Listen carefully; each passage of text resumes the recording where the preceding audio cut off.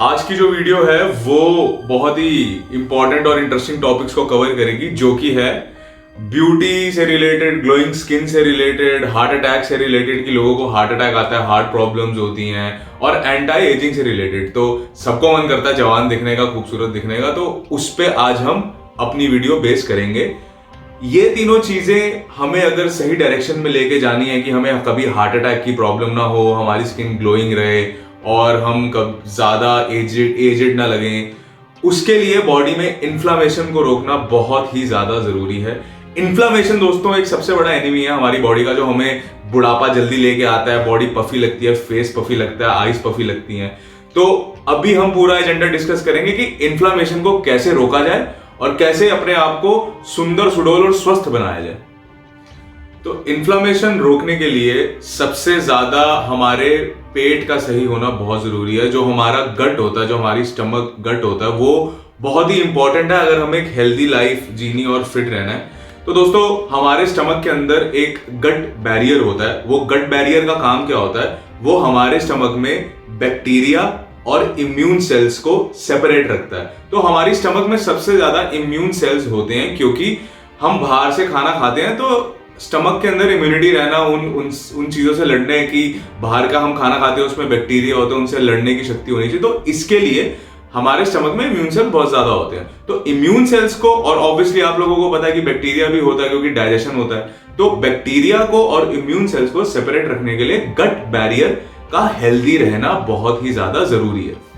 तो दोस्तों, gut health का सबसे बड़ा एनिमी क्या है? जो गट बैरियर होता है उसको डिस्ट्रॉय करने में सबसे बड़ा हाथ होता है शुगरी फूड्स का, कार्बोहाइड्रेट्स का, प्रोसेस फूड्स का, जो आप लोग दिन भर खाते हो, कुरकुरे, चिप्स, इजी, स्विगी से खाना मंगा लिया, फटाफट खा लिया, इजी फूड, फास्ट फूड, सबसे ज्यादा वो गट बैरियर को खराब करता है। तो जब हमारा गट बैरियर की लाइनिंग वीक पड़ेगी, वो ब्रेक करेगा, तो it will not be able to separate the bacteria from the immune cells, then they both will come together and react and they will produce something which is very harmful for the body, which are known as endotoxins.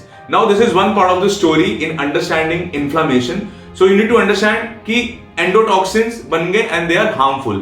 Now I will tell you how they are harmful for the body, endotoxins. अब हम दूसरी side of the picture पे आते हैं। तो हमारी body के अंदर ग्लोइंग स्किन के लिए और ब्यूटी मेंटेन करने के लिए, ताकि हमारे सेल्स हेल्दी रहें, उसके लिए कोलेस्ट्रॉल का प्रेजेंट होना, फैट का प्रेजेंट होना बहुत जरूरी है। बिकॉज हमारे सेल्स की जो आउटर मेम्ब्रेन होती है, that is composed of cells. तो अगर हम अपनी बॉडी में सेल्स, अगर अपनी बॉडी के अंदर फैट्स नहीं डाल रहे, तो वो आउटर लाइनिंग हेल्दी नहीं रहेगी और कहीं ना कहीं हम एजेड फील, और हमारी स्किन के अंदर वो लस्ट्रसनेस नहीं आएगी और ग्लो नहीं करेगा। ठीक है, तो अब हम जब एलडीएल रिच फूड्स खाते हैं, जैसे कि एग्स है, चीज है, बटर है, जो कि जरूरी है, तो LDL क्या करता है? दैट ट्रांसपोर्ट्स द कोलेस्ट्रॉल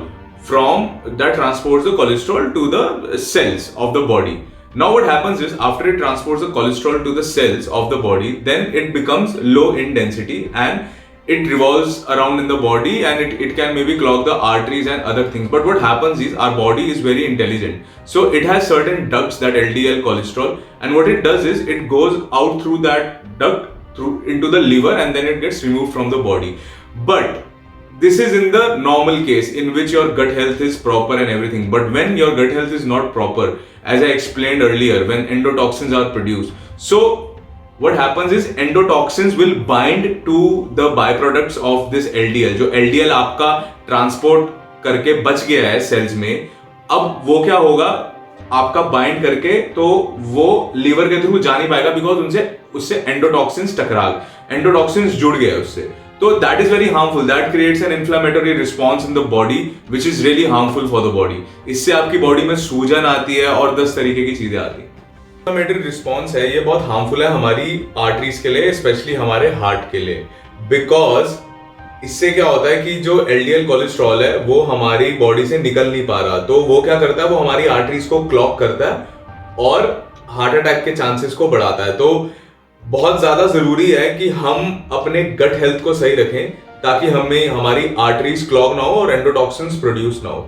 अब पॉइंट आता है कि गट हेल्थ को इंप्रूव करने के लिए हमें क्या करना है। तो उसके अंदर जो गट बैरियर है, उसकी हेल्थ को सही रखना बहुत जरूरी है, जिसके लिए हमें शॉर्ट चेन fatty acids वाले food खाने which are rich in butyrate and propionate, and such foods are like whole oats, fruits, vegetables, and yeah, and other healthy fats like cheese and yogurt. So if you eat such foods, then your gut health will be very good because the gut barrier will be intact and the immune cells will not react with the bacteria and produce endotoxins.